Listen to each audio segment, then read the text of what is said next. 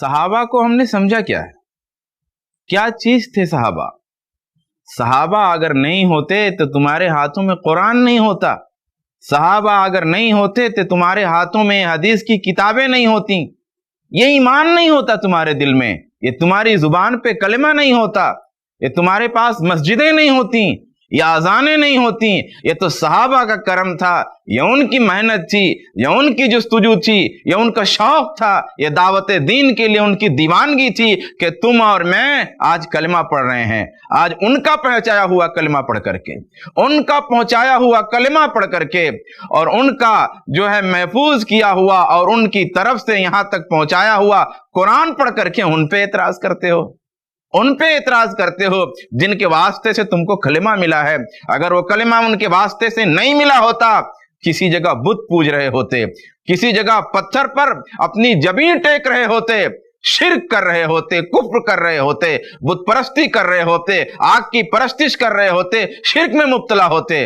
उन्होंने अपने बच्चों को यतीम करके, अपनी माओं की आंचल भिगो करके, अपने बीवियों को गम से और रंज से दीवाना करके हम तक ये कलमा पहुंचाया है।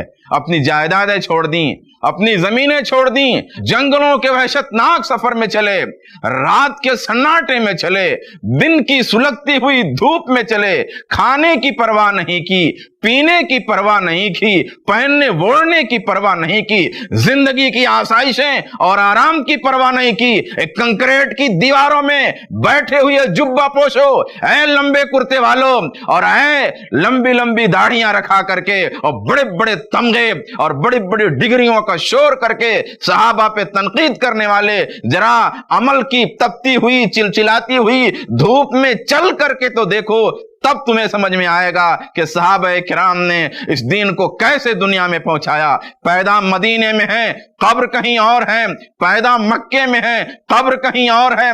अरब से बाहर सहाबा की कब्रें अजम में भी मिलती हैं। आप देखो अहद फारूकी में कोई 15 लोग गालिबन जो है हमारे बर्रे सगीर में आए।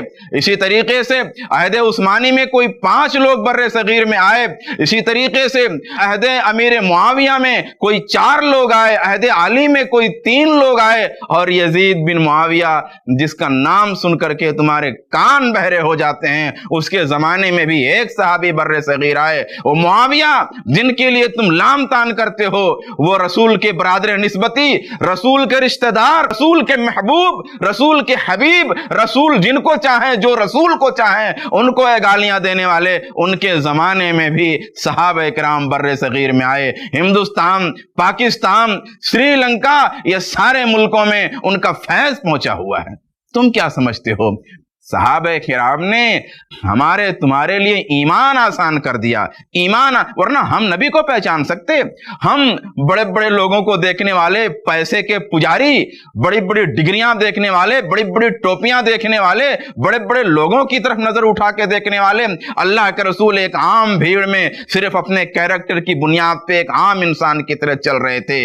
यह सिद्दीक का जिगर था, यह सिद्दीक की आंखों का कमाल था कि उसने पहचान करके तुम्हारे लिए ईमान को आसान कर दिया। ये फारूक की जो है आंखों की रोशनी थी कि उन्होंने नबी को पहचान करके तुम्हारे लिए ईमान को आसान कर दिया। तो सिद्दीक ने सदाकत के परचम लहराए, फारूक ने अदालत के परचम लहराए, उस्मान ने अपनी हया का फैज जारी किया, अली ने अपनी शजाअत और बहादुरी के डंके बजाए, मुआविया ने अपनी अदल परवर और इंसाफ वाली हुकूमत के जरिया चहारदा के आलम ने मुस्तफा का नाम चमकाया। तब जाकर के हम और तुम मुस्तफा को पहचानते हैं, वरना मुस्तफा को पहचानना बड़े जिगर गुर्दे की बात थी। हम क्या पहचान सकते? हमारी आंखों में क्या रोशनी।